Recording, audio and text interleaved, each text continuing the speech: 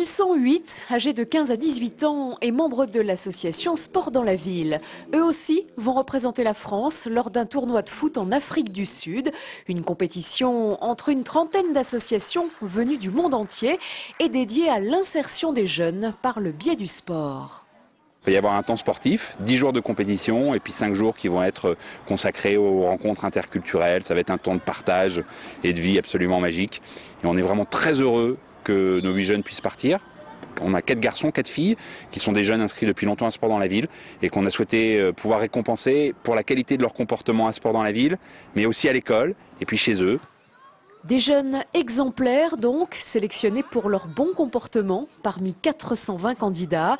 Issus des quartiers sensibles de l'agglomération, ils s'apprêtent à vivre une aventure hors du commun. J'ai hâte d'y être parce que je pense que c'est une grande chance pour nous. C'est pas un voyage ou une occasion qu'on aura de refaire dans notre vie. Et je pense que ça va être bien de rencontrer d'autres pays. On a un très bon collectif. On s'entend bien, une très bonne complicité, très grande émotion et on espère vivre des grands moments ensemble. Une aventure humaine donc, avant d'être sportive, même si les jeunes Lyonnais vont tenter de briller sur le terrain. Ils ont déjà un atout de choix en la personne de leur entraîneur qui s'appelle Zidane. Avant tout, on y va pour participer, pour bien participer.